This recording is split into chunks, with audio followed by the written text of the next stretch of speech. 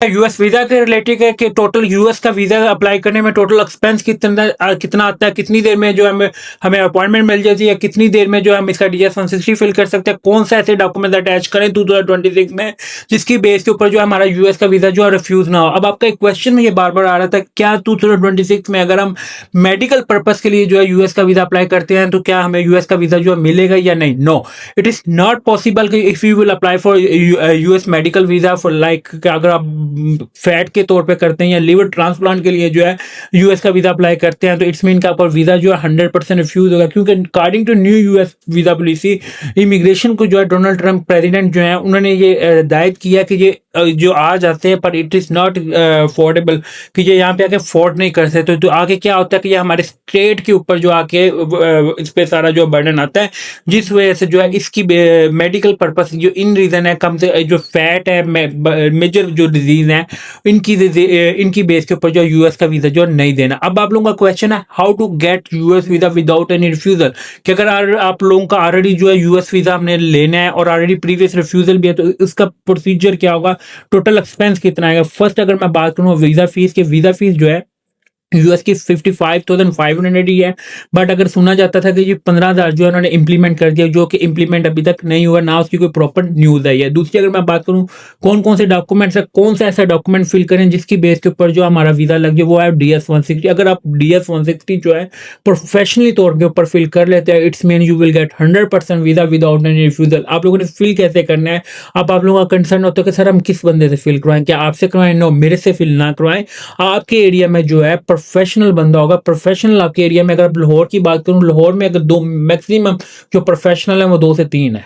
अब लाहौर जैसे की बात करें कराची में 4 से 5 होंगे, इस्लामाबाद में 4 से 5 होंगे। वैसे तो एजेंट और कंसल्टेंट हर रोड के ऊपर आपको 5-5 6-6 मिल जाएंगे, but it is not professional.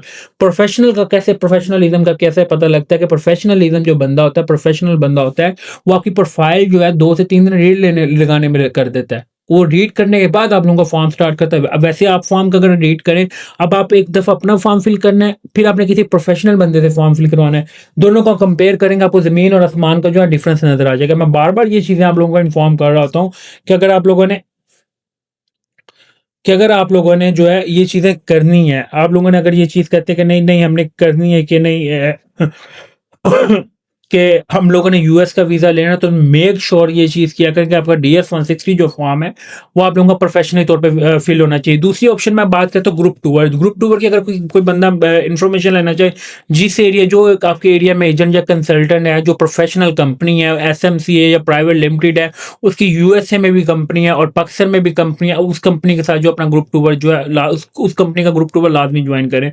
Further अगर मैं बात करूँ नीचे, ये आपको प्रोसीजर बता रहा हूँ, शॉर्टकट है यूएस वीजा हासिल करने के। दूसरी अगर मैं बात करूं कौन कौन से डॉक्यूमेंट्स जो है रिक्वायर्ड होते हैं, इस वीडियो के अंदर जो है मैं आप लोगों को यूएस वीजा सर्विस में जाएंगे, इसमें ईच एंड एवरीथिंग जो मैंने आप लोगों को इन्फॉर्म कर दिया कौन कौन से डॉक्यूमेंट्स आप लोगों को रिक्वायर्ड होते हैं, कौन कौन सी चीजें आप लोग इंटर करेंगे तो it's mean you will get 100% US visa.